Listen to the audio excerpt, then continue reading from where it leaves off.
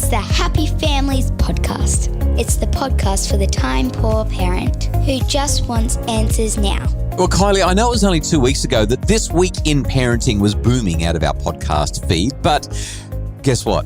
You've got some more info. There's more stuff happening. The parenting world has gone a bit bonkers in the last couple of weeks, and I just think every now and again we've got to talk about the hot issues, the big issues, the stuff that parents are becoming ignited about. I think that's the word I'm going to use, ignited.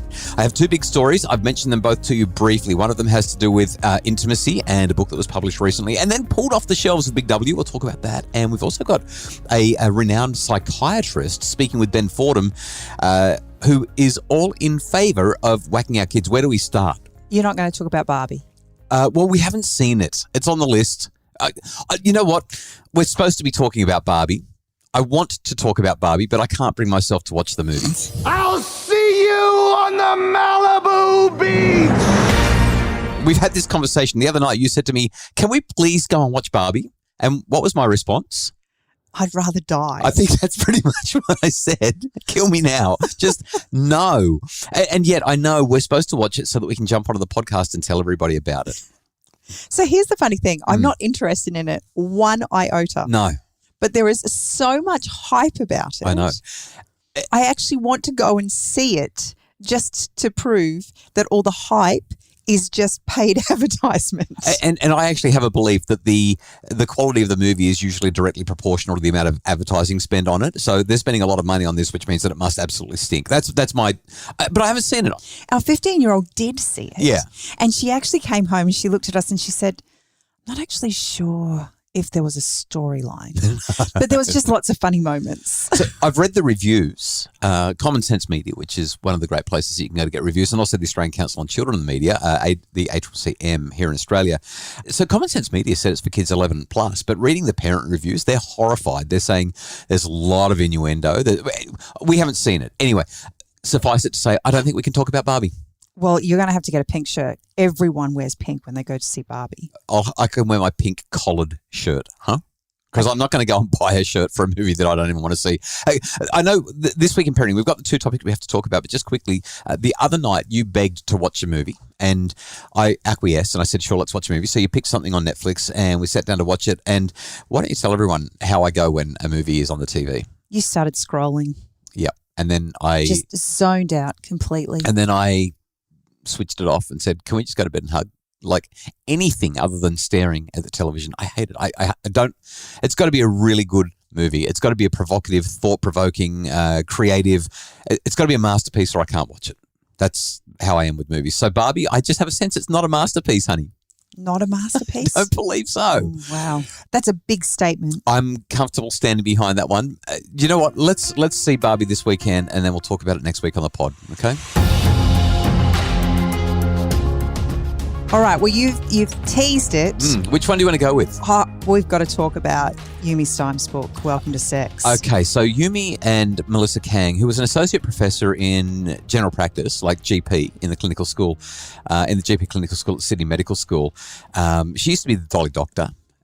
So you've already got me a little bit nervous about where this book's going. Right. And this is the thing, right? As soon as you mention Dolly Doctor, you know that there's going to be content there that's going to have parents clutching their pearls. ABC personality Yumi Stein has come under fire for a book she co-authored about sex aimed at children as young as 8. So often these things start getting into things that aren't about A plus B equals C. There's stuff that's about gender identity, lots of these other things. And that's the issue here. That are frankly far more complicated to start to introduce to a kid at a time when traditionally we've been talking about the most basic parts of how humans are made. So my biggest concern is this book is a book that's aimed for 10 to 15-year-olds. That's a massive gap between what a 10-year-old needs to hear and what a 15-year-old is going to be talking about and wanting to know. That's the first thing. But the second thing is this is actually sex education, not guided by parents, but literally by two authors. And yes, they have some credentials in the area, but I would have thought that what would have been more appropriate is arming parents with the ability to have these conversations with the kids instead of literally taking the parents out of the equation. Okay. My take on this, if you have children listening, this is the bit where you do press pause, because I am going to be explicit and I'm going to tell you exactly what is in the book. And this is why there are some critics who are saying this is not for kids. So there are some small, and they are small, sections of the book that address all kinds of, well, in 2023, the term that I would use would be inclusive sexual practices. Okay, that would be the 2023 term for it. So we're not just talking about penetrative penis and vagina intercourse. We're talking about fingering. We're talking about oral sex. We're talking about scissoring. We're talking about anal sex, 69ing. There are a range of things. Some people may be hearing me say those things and saying, what on earth is that? Please don't Google it. Okay, don't Google it. If you're not sure what it is, there are other ways to find out. Maybe you could buy the book, just not from the bookshelves in Big W because it's been removed from the bookshelves. Critics are also saying that gender ideology forms a part of this book and that there are some things there that are quite challenging when it comes to gender and inclusion. But those who are supporting it are saying, well, look, this is actually and this is a direct quote that I've got here, a frank, age-appropriate introductory guide, this is what the book says, to sex and sexuality for teens of all genders, inclusive, reassuring, and all about keeping sex fun, real, and shame-free. So going down a totally different road, for parents who are dealing with gender identity challenges within their home, Yep. a book like this is going to be, I guess, a breath of fresh air because there's not a lot available to parents as resources. The challenge I have, as I stated earlier, is that this doesn't seem to be a resource for parents. Right. Well, this has been written specifically for children. But Where Did I Come From, which is the book that many of us were raised with, was also not a book for parents. It was a book to hand to the kids and say, hey, why don't you read this? This is my parent expert take on this. So number one, sex education for our children and young people is valuable. But I think that we've got a concern when we've got Yumi saying, I'd be happy with a mature 8-year-old having a flick through this. Whoa. I don't feel good about that. When people are saying that this is a book for 10 to 15-year-olds and we've got that kind of content, no, it's not a book for 8 to 10 or even maybe 10 to 12-year-olds. The thing is, it is a book for some of them. And the reason I say that is because in some households, they're being exposed to this kind of content one way or another, whether it's a big brother who's left a screen open when he was looking at content that was not for him or anybody else for that matter. We've got conversations happening in playgrounds around schools. This content is coming up regularly, and some of our younger kids, even in that 10, 12, 13 age group, a 13-year age group, they are coming across it. So I would much rather them get it from Melissa Kang and Yumi Steins than from Google or Pornhub. But the reality is that the majority of our 8 to 10 to 12-year-olds are not coming across these terms, not at that age, and they don't need this book at that age.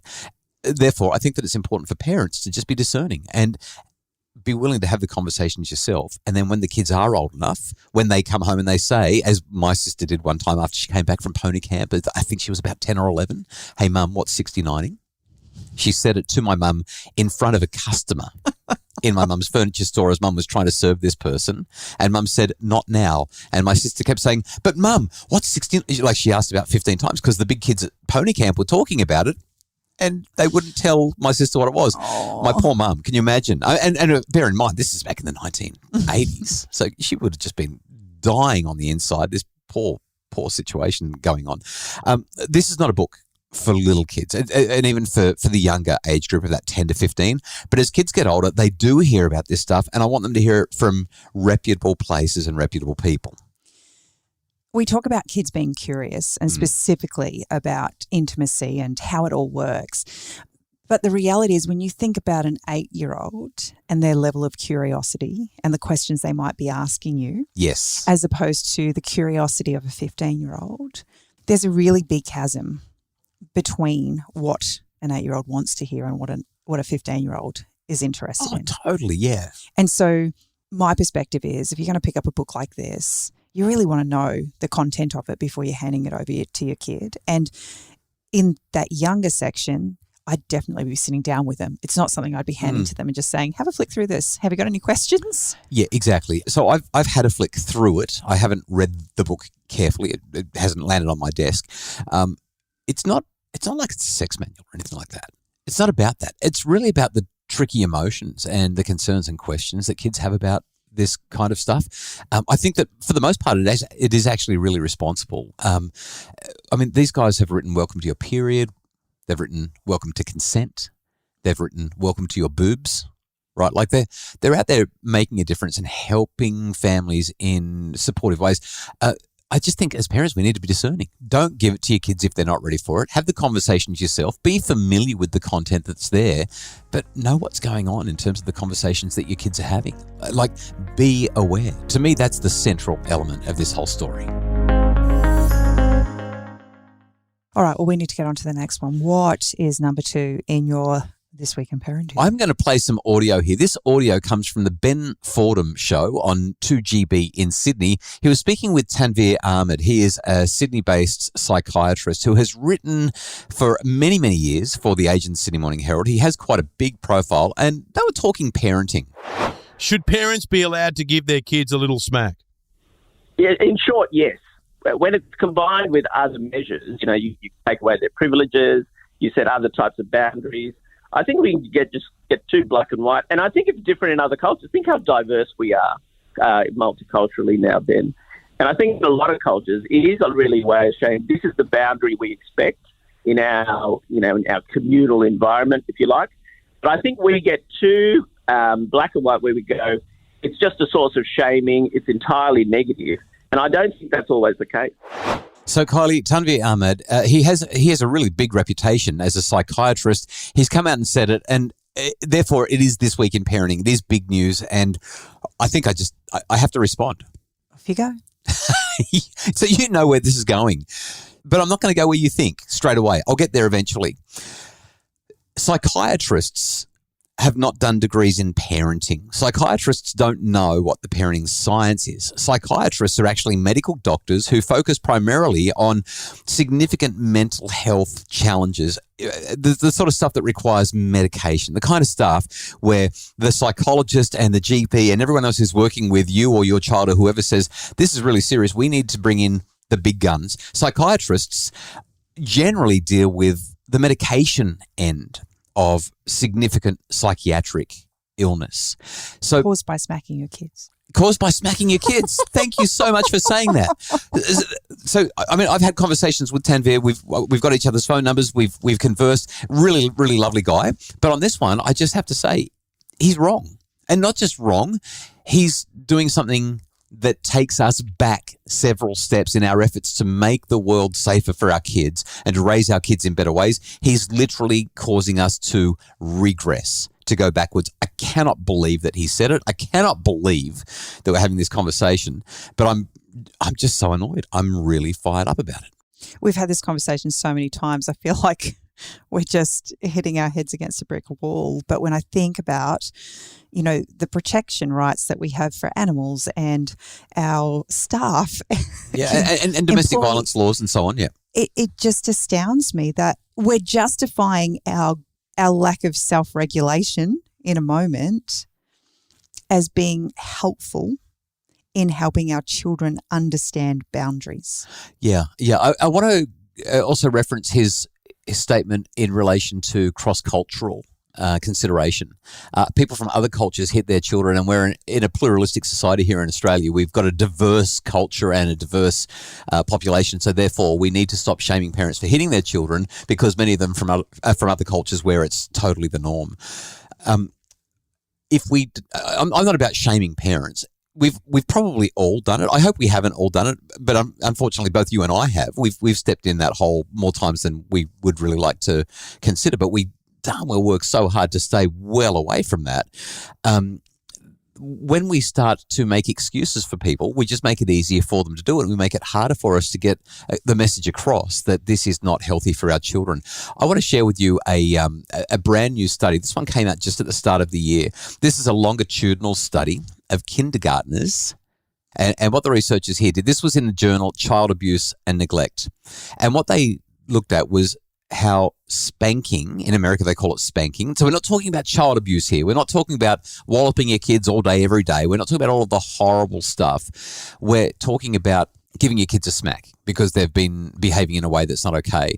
And what the researchers found in this particular journal article, in this particular study, was that children who were exposed to spanking had higher externalizing behavior.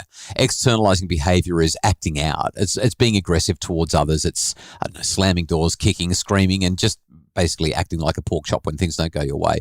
Higher levels of externalizing behavior, lower levels of self-control, and lower interpersonal skills compared to children who had never been spanked. This is American data. I'm just saying spanked because that's what the article says rather than smacked. And so the research also shows that some parents are using spanking as a form of punishment with the goal of correcting or controlling their child's behavior. But researchers are showing ongoingly that spanking is harmful for child development, suggesting that it models aggressive behavior, undermines parent-child attachment, and impairs children's self-regulation skills. Research evidence has largely supported the harmful effects of spanking, showing that spanking damages children's social competence and social skills. And the article goes on and on and on. It just keeps on going with more and more data pointing out all of the research that shows that we've got to stop smacking our kids. So, Tanvir, I don't know if you listen to the Happy Families podcast or not, but I'm calling you out on this. We need to stop it.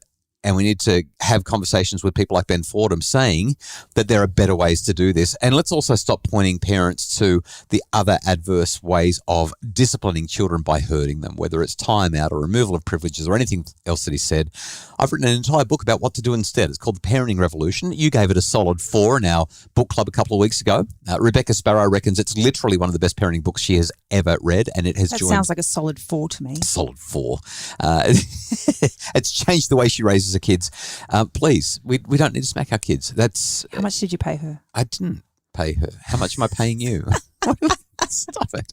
All right, that's This Week in Parenting. I think that they were 2 really important conversations. Hopefully they've been helpful. If you're having a hard time with the kids talking about sex and intimacy or dealing with smacking, it could be at either end of the spectrum, please visit happyfamilies.com.au. Our membership has a bunch of resources to help with both of those things, to help you to guide your kids successfully and raise them happily. Happy Families Podcast is produced by Justin Rulon for Bridge Media. Craig Bruce is our executive producer. For more information about how to make your family happier, please visit us at happyfamilies.com.au. Oh, big news tomorrow on the podcast. We find out what gender our new grandbaby's going to be.